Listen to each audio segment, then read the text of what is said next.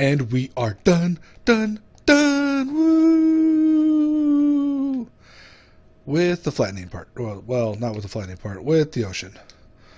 So if we check out my map, no more wide oceans. Hello everyone, welcome back to Monotonous Minecraft, episode 110. Today, we are going to build a passive mob farm that hopefully works better than this one I built, I don't know, a year ago, 2 years ago. This is a really good design. I really like this design. Can you tell me what the problem is? Anyone care to take a guess? What could the problem with this passive mob farm be?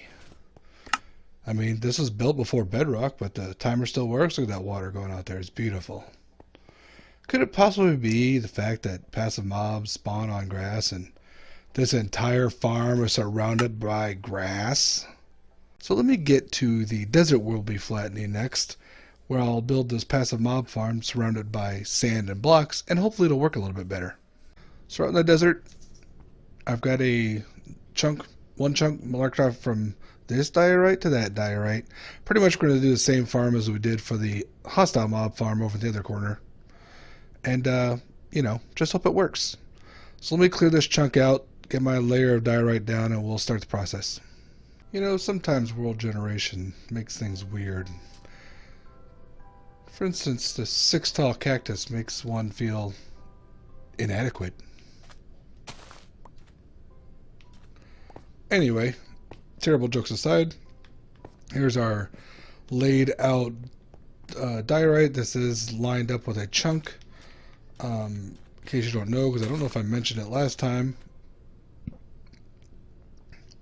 I just use chunk base to find where chunks are in the world. There are various ways you could try to do it. It's easier doing it this way. Now, one of the problems I realized as I was clearing this out is that I'm trying to get a bunch of dynamite, TNT, gunpowder to make TNT so I can blow this place up. But if I build a farm in the middle of it, I might blow my farm up. So since I've done a lot of trading with the piglin, I think I'm just going to build it mostly out of obsidian. What a stupid way of building a farm. Hope I don't make a lot of mistakes, because that'll take a while. Much like what we did with the hostile mob farm just a couple episodes ago. Go out and watch it if you haven't yet. We'll have a collection system down on one corner, a drop chute with just fireplaces. That's not fireplaces because it's not a fireplace. Campfires to burn up the animals that fall in. A little mini waffle made out of grass. And we'll keep it lit because that's how mobs spawn. Passive mobs spawn. So, enough jibber jabbering. I'm going to finish tearing out the space around this so I can get up and down easier. Grab a bunch of obsidian. Like 6 stacks of it, I think. Maybe more. We'll see. I also have to find some grass. Mostly it's turned into dirt. That's easier. It's silk touch. And then, yeah. Let me just start building some stuff.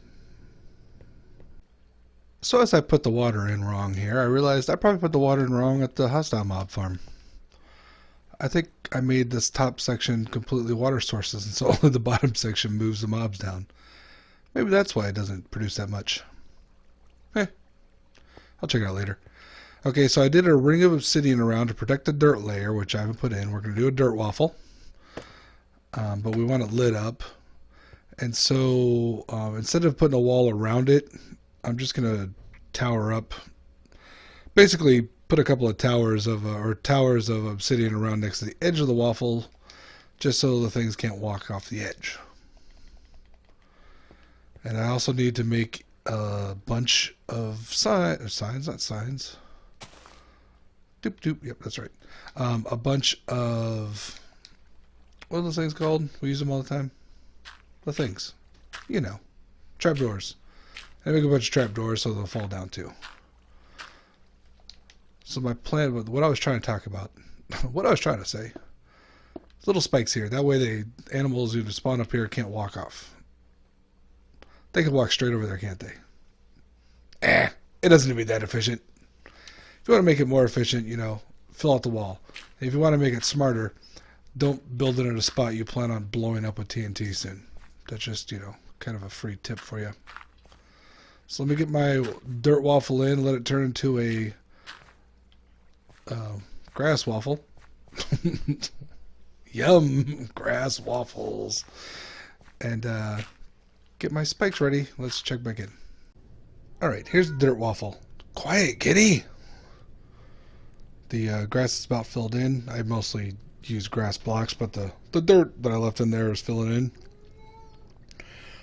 The sun's coming down.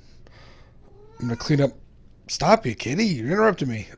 I'm going to clean up my mess around here, and hopefully it'll work. If not, we'll check back and see what else we can do about it.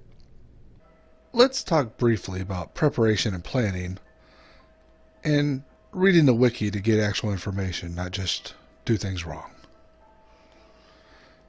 So you'll notice that this is not the farm we just built. It is not where we just built it. It is different. That is because the farm I built over there, let me climb up this little hill, it was just a bunny farm. Why? Because that's all that spawns in the desert.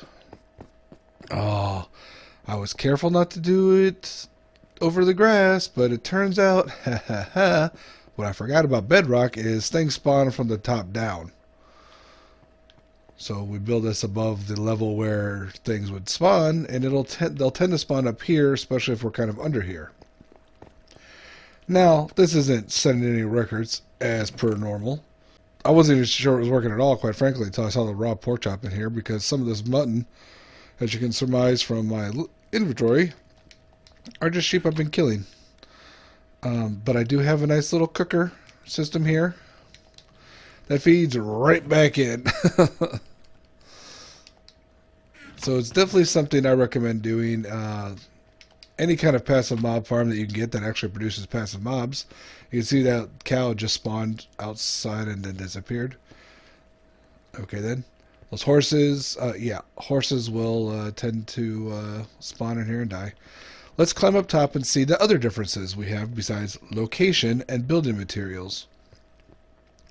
Because there are no other spots around here I want to blow up, the kind of distance I've been manually cleaning up around here, I did not need to make it out of obsidian, so I just used some ugly blocks. I did put in the proper water source again, like before. This works great for mobs, for like items though, not necessarily, because there are 3 dead spots. Like right here, I'm being pushed, but items can get stuck there. The waffle, you'll notice, is much smaller and doesn't have a band around it. But it is set up so that it's got a fewer spawning spaces. But it circles around so they can drop off whenever they need to. So that's going to reduce the efficacy a little bit. But I kind of liked it just because it's small, compact, and kind of looks nice from up here. Another slight difference is that I slabbed this just so I don't have to light it up. I don't know why I didn't think about that before. I guess over there the lights look better than slabs of a different color. You can't have obsidian slabs. You should be able to make like all the special blocks in obsidian. Where's that request? Where's that site? How do I request things? I want to request that. Anyway, new, smaller, sleeker, working sky waffle.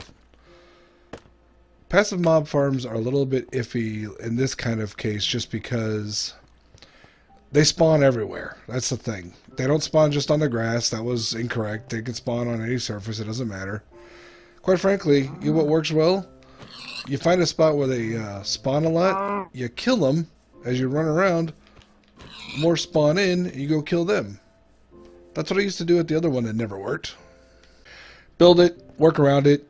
You'll get some stuff out of it. No big deal. Not a lot, probably. Kind of depends where you're working. You know, this might actually be really good on an island surrounded by ocean. Yeah, that would probably work really well. Do that. Make sure it's a proper island. It can't be like a... It has to have the dirt in there. Look up the biomes. I don't remember the list. There's a whole list of things where things spawn or not, depending on where they are. If you made it this far, how and why, but thank you.